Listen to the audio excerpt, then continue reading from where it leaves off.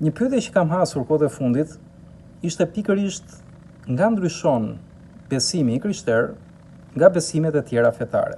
Ndaj është mirë që për ne krishterët gjithmonë të shkojmë tek burimi. Dhe burimi është fjala e gjallë, fjala e Perëndisë në Bibël, që ka shumë për të folur për çdo temë, edhe për këtë temë për cilën ne do flasim. Dhe këtu do shohim pak cilit Perëndinë i besojmë. Kush është Perëndia i Biblës, natyra e tij, karakteri i tij.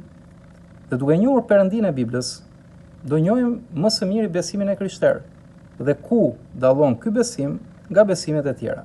Do doja të citoja nga vargu 5-6 tek letra e parë e Timoteut, kapitulli 2. Na thuhet: në fakt, një është Perëndia dhe një është ndërmjetësi midis Perëndisë dhe njerëzve. Dhe ky ndërmjetës është Krishti Jezus njeri, i cili e dha veten si çmim për të gjithë njerëzit, për të dhënë dëshminë në kohën e caktuar. Pra të krishterët besojnë tek një Perëndi, dhe ky është Perëndia i shfaqur në Bibël. Një Perëndi vetëm, po na thuhet që është dhe një ndërmjetës midis Perëndisë dhe njeriut. Dhe nëse i marrim në komplet të gjithë shkrimet, na thuhet që ky ndërmjetës është Krishti Jezus njeri. Pse përmendet fjala njeri? Sepse nëse marrim dhe vargje të tjera në Bibël dhe i ndërthurim, na thuhet që askush nuk e ka parë Perëndin. Dhe kjo është e vërtetë. Por na thuhet ama në Bibël që Perëndia u bë njeri. Pra kjo, prandaj na përmendet fjala Krishti njeri, është i vetmi ndërmjetës midis Perëndisë dhe njeriut. Pra, Jezusi nuk është thjesht një njeri, një mësues i mirë, një profet, i ka dhe këto, por është Perëndia i bërë njeri. Është shëmbëllimi i dukshëm, na thuhet, i Perëndisë së padukshëm. Pse i padukshëm? Se Bibla thotë që Perëndia është frym, është shpirt. Na thuhet që në të, pra në trupin e Krishtit, banonte gjithë plotësia e Perëndisë.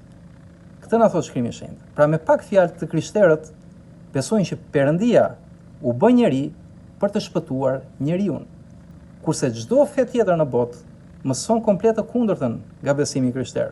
Mësojnë që njeriu duhet të bërë pjesë e institucionit fetar, duhet të ndjekë ritualet e kësaj feje, doktrinën e kësaj feje, disa rregulla, vepra të mira, vullnetarizëm e kështu me radhë, domethënë. Pra duhet të bëj sa më shumë vepra të mira për të bërë i ngjashëm me Perëndinë dhe për të merituar praninë e tij pranë Perëndisë. Kurse të krishterët thonë që askush nuk mund t'i afrohet dot shenjtërisë së Perëndisë, sepse të gjithë kemi mëkatuar, që nga koha e Adamit dhe Evës, kemi rënë dhe jemi të ndarë shpirtërisht nga Perëndia. Pra njeriu e ka të pamundur në çfarëdo vepre të mirë të bëj, e ka të pamundur t'i afrohet shenjtërisë së Perëndisë, sepse duhet të jetë i përsosur, po aq i përsosur sa Perëndia. Prandaj dhe Perëndia erdhi në Jezu Krishtin, në njeriun më të përsosur që ka ekzistuar. Është natyra hyjnore në këtë trup njerëzor. Pra Perëndia u bë njeri për të shpëtuar njeriu. Besimet e tjera thonë që njeriu shkon te Perëndia, kurse krishterimi këtu është unik. Ndryshe nga çdo fe tjetër, se thonë Perëndia vjen tek njeriu për të shpëtuar pikërisht mëkatarin, jo të përkryerin. Nuk bazohet se çfarë bëjmë ne për të merituar hirin e Perëndisë, por çfarë bën Perëndia për ne mëkatarët në mënyrë që ne të marrim hirin e tij. Dhe këtë e marrim në momentin kur ne pendohemi, pra e kuptojmë natyrën tonë të rënë, e kuptojmë që kemi nevojë për një shpëtimtar dhe e zbulojmë të shpëtimtar me anë të Jezu Krishtit.